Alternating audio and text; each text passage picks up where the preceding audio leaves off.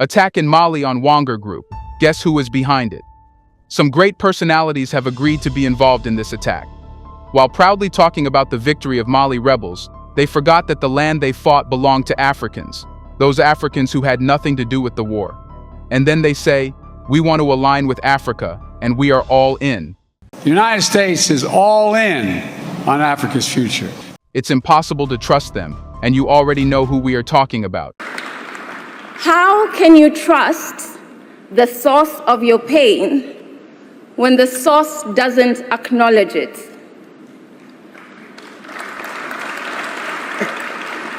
Is this another example of West brutality and hypocrisy? Maybe. Can the West ever be a little humane? That's the democratic process. It's not going to happen. Let's find out.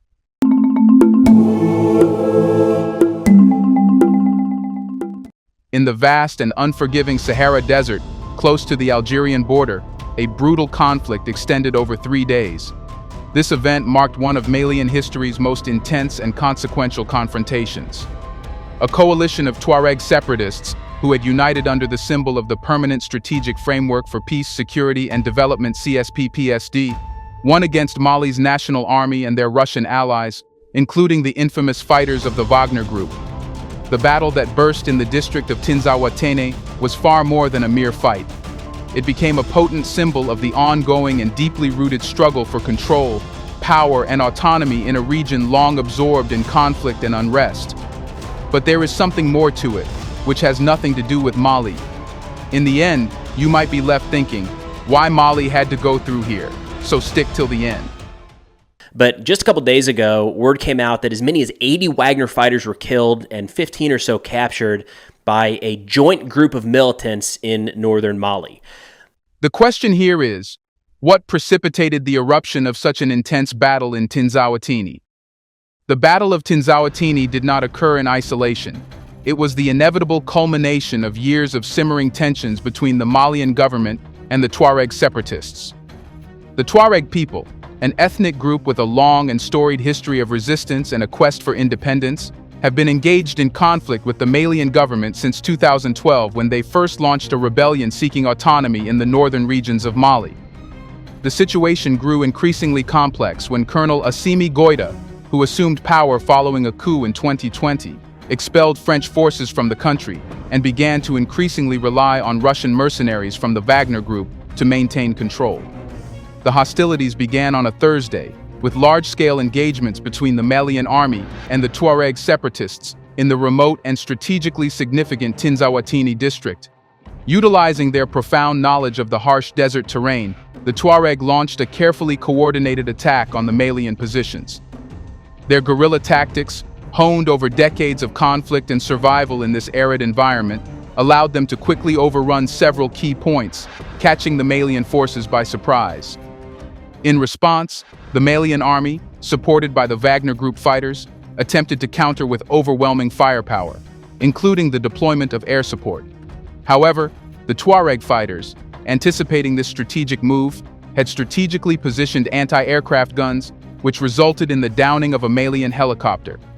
This critical loss marked a turning point in the battle, as the absence of air support severely restricted the Malian army's ability to counter the separatists' advances effectively.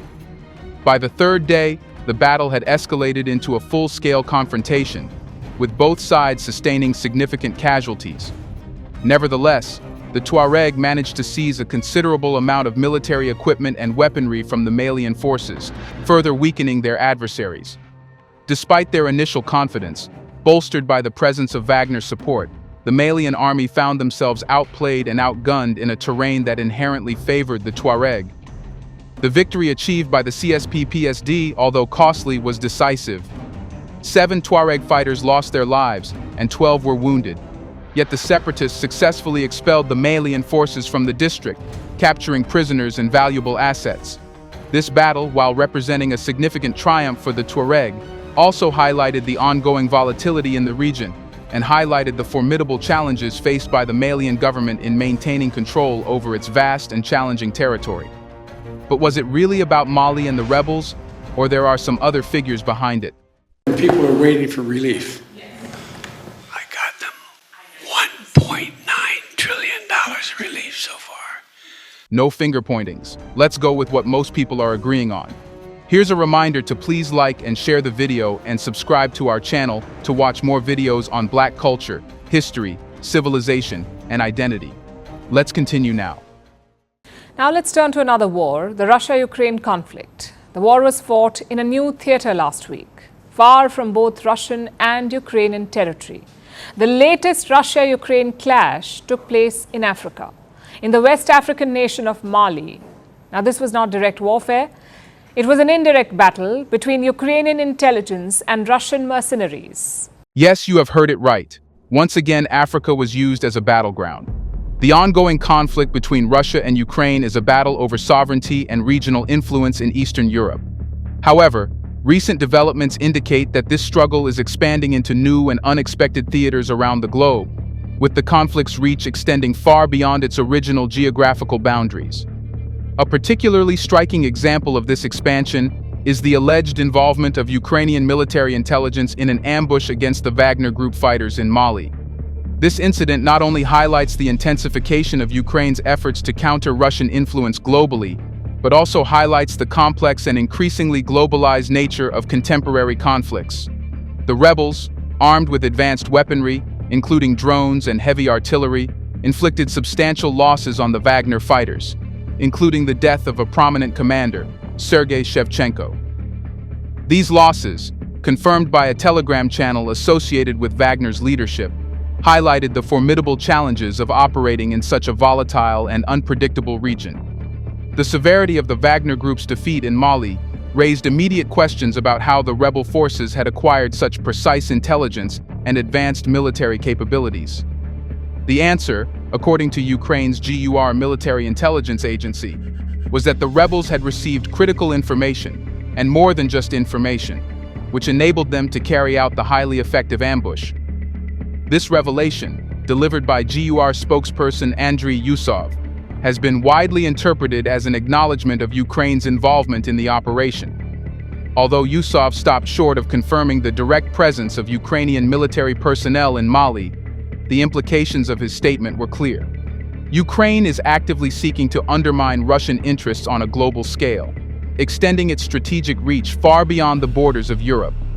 Ukraine's alleged involvement in the ambush represents a significant escalation in its ongoing conflict with Russia. By taking the fight to Africa, Ukraine, increasingly aligned with NATO's strategic interests, is demonstrating its willingness to engage in a broader campaign aimed at weakening Russia's global influence. The Wagner Group, a private military company with close ties to the Russian state, has played a key role in supporting various governments across Africa, including Mali, in their efforts to stabilize regions plagued by insurgencies and terrorist threats. Ukraine's actions in Mali, therefore, are seen by many observers as a deliberate attempt to disrupt these stabilization efforts and to challenge Russia's role as a significant player in global security. Serhiy Kuzan, the director of the Ukrainian Security and Cooperation Center in Kyiv, provided further insight into Ukraine's strategic intentions. He revealed that the goal of these operations was not merely to support the rebel forces in Mali, but to liquidate experienced Wagner fighters who had previously served in the conflict in Ukraine. Ukraine's aggressive stance, backed by Western intelligence and resources, raises critical ethical and legal questions about the nature of such operations. The use of military intelligence to facilitate attacks on foreign soil, particularly in regions where Russia is involved in maintaining order and security, sets a troubling precedent in international relations. It suggests that the conflict between Russia and Ukraine is no longer confined to Europe, but is being exported to other parts of the world, with potentially destabilizing consequences for global security and regional stability.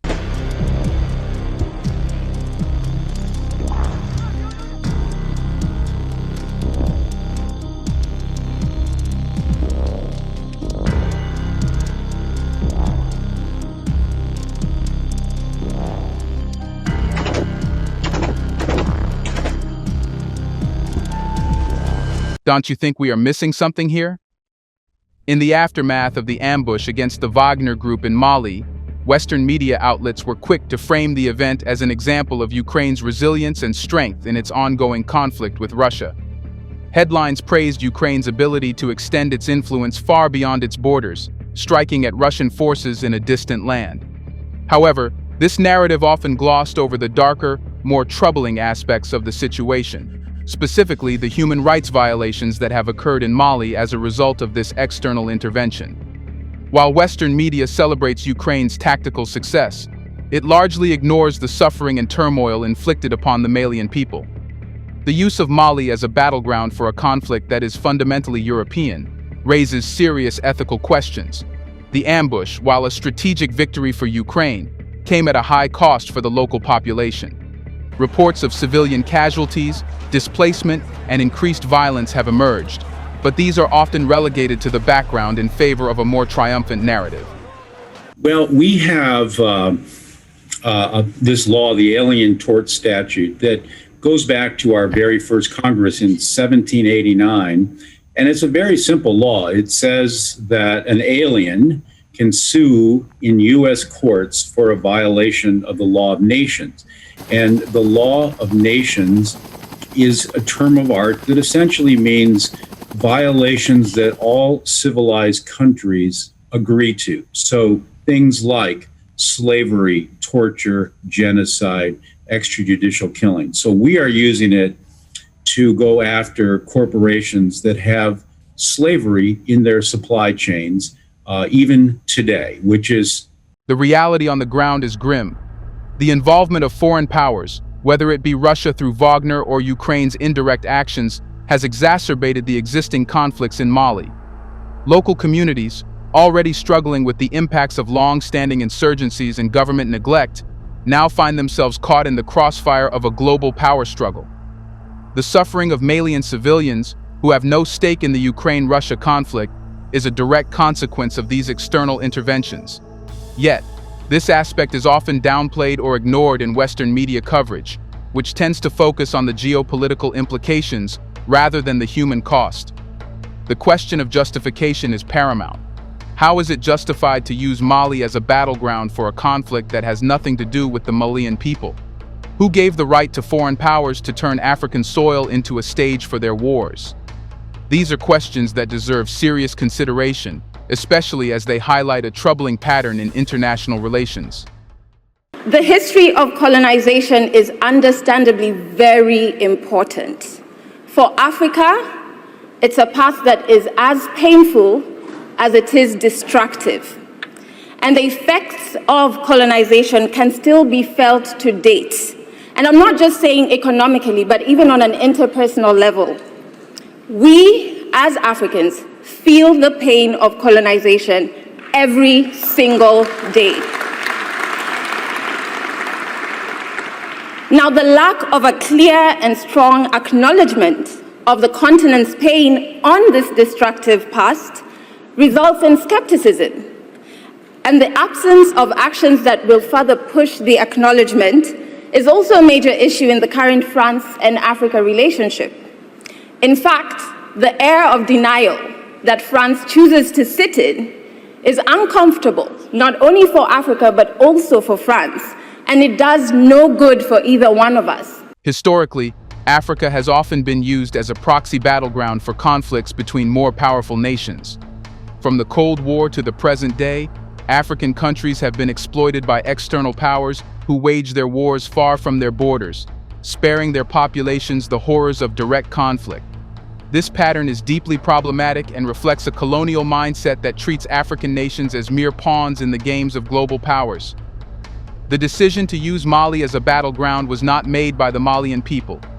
It was a result of geopolitical action by external actors, driven by their interests rather than the welfare of the local population. The Malian government, grappling with internal instability and seeking support to combat its insurgencies, may have welcomed foreign assistance, but this does not justify the broader implications of turning the country into a theater of war for a conflict that is fundamentally European. The ethical dilemma is further compounded by the question of why the West consistently chooses to fight its battles on foreign soil rather than within its borders. This is nothing but racism. Racism, but the great fighter for human rights. And this hypocrisy is nothing new. A black journalist covering the protests is handcuffed and arrested on air. A white journalist reporting just a few blocks away is treated with politeness. Look at this. This is the America of equality. I'm probably going to be taken in a minute. If the conflict with Russia is so critical, why not confront it directly on European land? Why must African countries, already burdened by their struggles, bear the brunt of a conflict that has no direct relevance to them? The answer lies in the concept of freelanced wars, where powerful nations offload the costs and consequences of their conflicts onto weaker, less stable regions.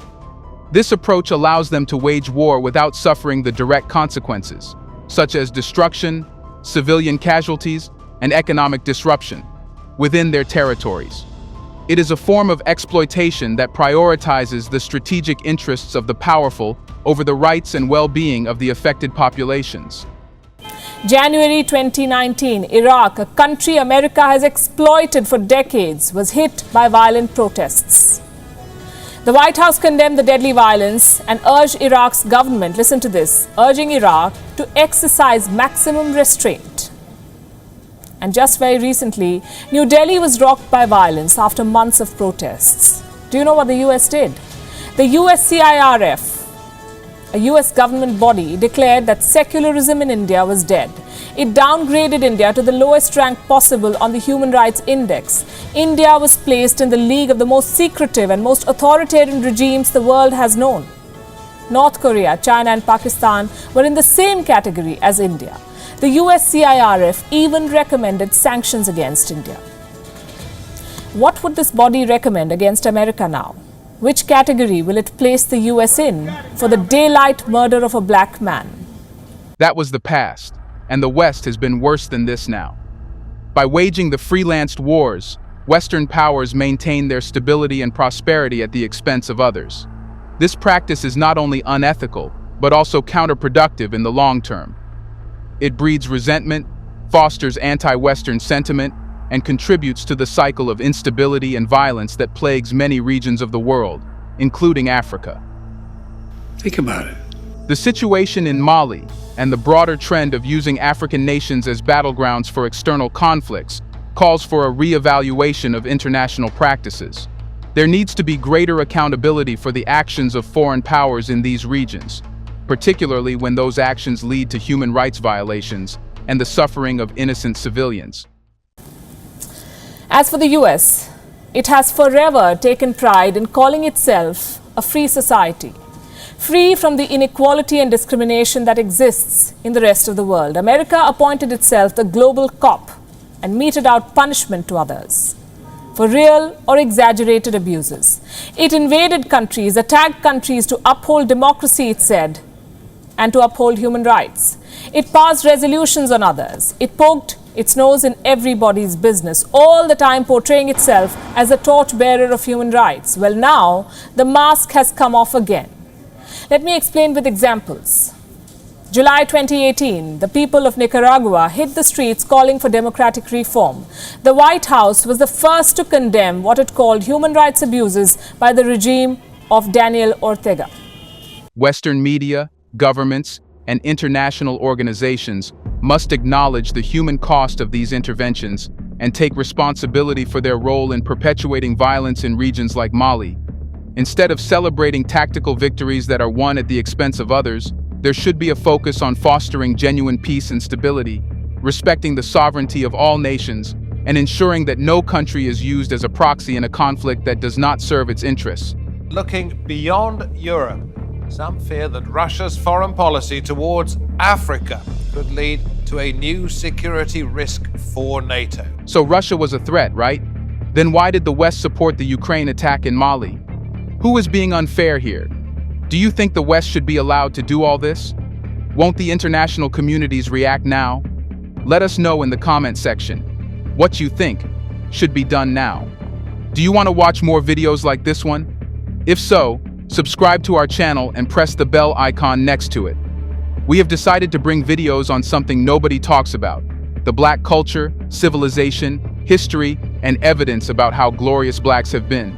Thanks for watching, and until the next video, stay tuned.